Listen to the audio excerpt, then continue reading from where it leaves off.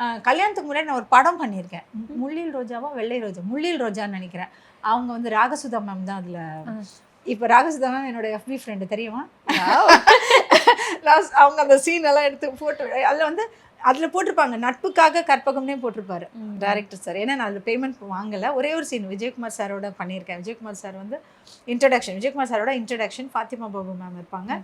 நான் என்னை வந்து கூட்டிகிட்டு வந்து அவங்க இன்ட்ரடியூஸ் பண்ணுற மாதிரி அப்போது பாடுதவணி கட்டிட்டு அது ஒரு சீன் மட்டும் பண்ணியிருக்கேன் மூவியில். அது கல்யாணத்துக்கு முன்னாடி. கல்யாணத்துக்கு அப்புறம் இளவரசி அது இதுன்னு பண்ணிட்டுருக்கோம். அப்போதான் படம் எனக்கு உண்மையாக சொல்லணுன்னா படத்தில் பண்ணணும்னு ஆசை. எனக்கு அதுக்கான ஒரு வழிவகை எனக்கு தெரியல, எப்படி போகணும், யாரை அப்ரோச் பண்ணணும். நான் அதெல்லாம் கேட்டால் எனக்கு அழுக வந்துடும். ஏன்னா இத்தனை வருஷமாக நான் அதில் இருக்கேன். இத்தனை வருஷமாக இருந்தும் நமக்கான வாய்ப்பு கிடைச்சாதான் நம்ம திறமையை நிரூபிக்க முடியும். எந்த ஒரு துறையிலையுமே சொல்கிறேன். இப்போ எனக்கான வாய்ப்பு படத்தில் கொடுத்தாதான் என்னுடைய இதை இப்போ நான் ஸ்டேஜில் வாங்கிட்டேன். ஸ்டேஜில் வந்து பெஸ்ட் கேரக்டர் அவார்டும் வாங்கிட்டேன், பெஸ்ட் ஆக்ட்ரஸ் அவார்டும் வாங்கிட்டேன். மயிலாப்பூர் அகாடமி அவார்டு கோடை நாடக விழாவில் நான் வாங்கியிருக்கேன்.